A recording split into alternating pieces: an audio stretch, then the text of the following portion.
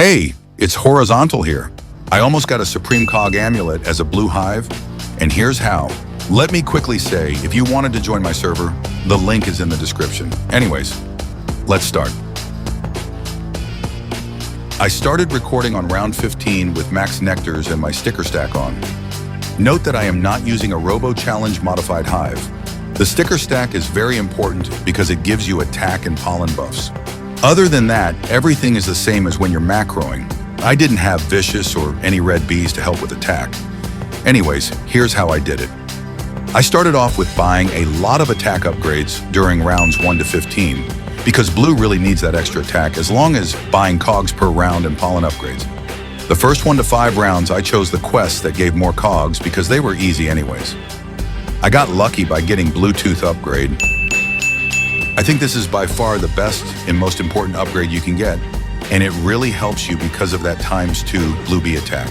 The pollen is always nice too. Round 15 was pretty easy because of all my attack upgrades. Round 16 was slightly challenging, but because of the common pollen upgrade, it was easy too. Round 17 I was stuck because I had to get 3 billion red pollen, and as blue it was challenging. I used my dice, however, and got past that. I had to reset my server because of lag, which is another thing you want to watch out for. Round 18, I had gotten honey at hive, which really is easy as blue. The reason I was blazing through these next couple rounds was mainly because of my attack, which is extremely important, because when you get high amounts of attack upgrades, your tadpoles can actually passively kill mosquitoes because the attack upgrades work on them as well. This makes you be able to farm more and have your bees keep producing tokens. Round 19, I had to get goo, so that's why I chose Gummy Bee.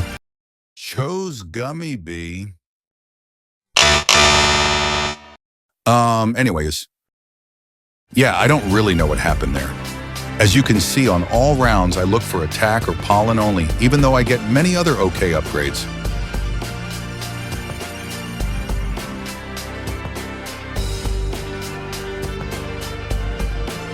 And I also glittered sunflower.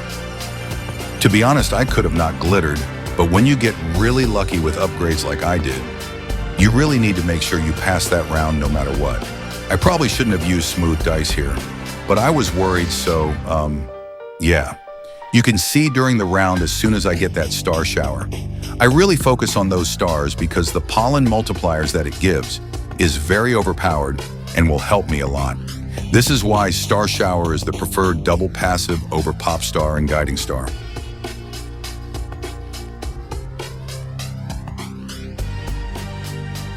As you can see, my dumbass once again made a mistake and mistook Blue Flower Field for Bamboo. Haha, silly me. Another note, you should never be scared of goo quests as blue until round 20 plus when they get really hard.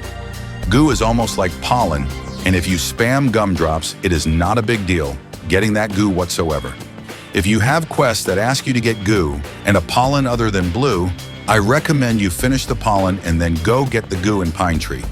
You may think since you're already in that field it will be quicker, but this logic only works on rounds lower than 10.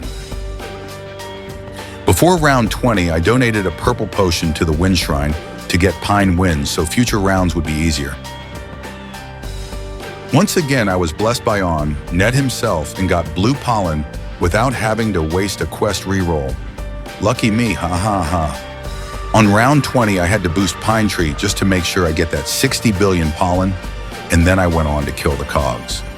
Once again, this was only as easy as it was because of the attack upgrades. Before, I couldn't finish that round without having more than 15 seconds left because of the 20 cog mowers. However, when I started prioritizing attack upgrades instead of capacity and pollen, I had almost 2 minutes and 30 seconds left.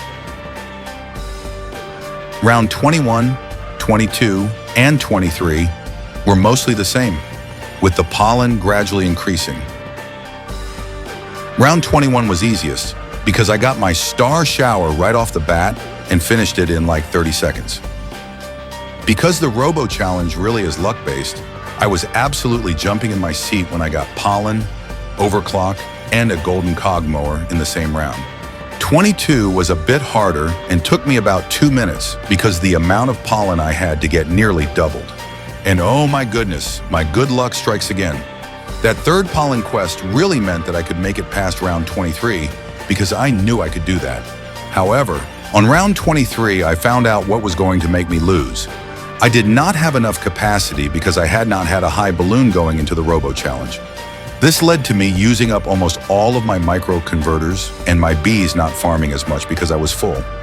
I tried turning on honeysuckles, but it didn't help me nearly enough.